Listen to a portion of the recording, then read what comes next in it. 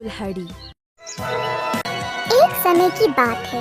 गांव से दूर एक जंगल में रहता था एक ईमानदार लकड़हारा जिसका नाम था रामू। एक छोटे से घर में रहता था और रोज मेहनत से काम करता था। फिर भी उसके पास खाने के लिए कुछ ज्यादा नहीं रहता और वह गरीब ही रहा। एक दिन वह लकड़ी काटने कहीं दूर गया।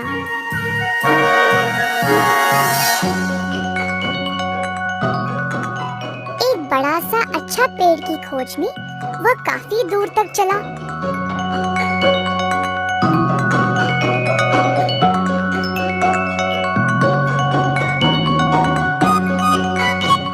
जब उसे पेड़ मिल गया, वह काम पे लग गया।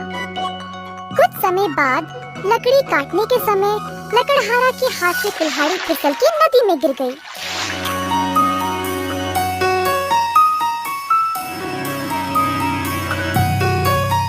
बेचारा रामू ये देखकर रोने लगा। मेरे पास केवल वो कुल्हाड़ी थी, अब वो भी खो गया। अब मैं अपनी रोजी रोटी कैसे कमाऊं?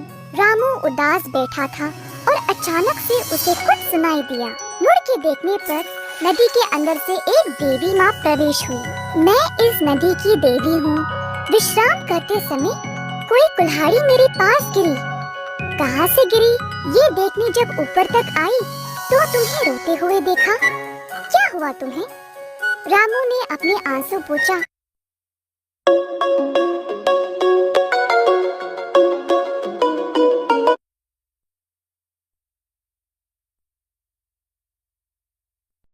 देवी माँ, जो कुल्हाड़ी गिरी थी वो मेरी ही है। मैं एक गरीब आदमी हूँ, लकड़ी काट के पैसे कमाता हूँ। मेरी कुल्हाड़ी फिसल के नदी में गिर गई और अब मेरे पास रोजी रोटी कमाने का और कोई रास्ता नहीं है। कृपया करके अगर आप मुझे मेरी कुल्हाड़ी वापस कर दे तो मैं आपका आभारी रहूँगा। देवी तुरंत नदी के भीतर चली गई और वापस ले आई एक सुनहरी कुल्हाड़ी। देवी ने रामू को कुल्हाड़ी दी, परंतु रामू ने कहा कि ये उसका नहीं है। देवी फिर से नदी के अंदर गायब हो गई और इस बार एक चांदी का कुल्हाड़ी ले आई।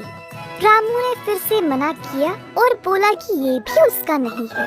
अब वह और भी दुखी हो गया। देवी ने देखा कि ये लकड़हारा बहुत ईमानदार व्यक्ति है। वह फिर से नदी के अंदर चली गई और इस बार देवी रामू की कुल्हाड़ी को ही ले आई। जब रामू ने अपनी कुल्हाड़ी को देखा, वह खुशी से झूम उठा।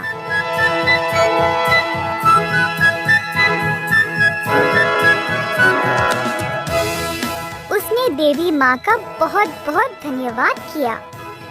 रामू की सत्यता देखकर देवी माँ ने सोने और चांदी दोनों कुल्हाड़ियों को रामू के हाथ में सौंप दिया।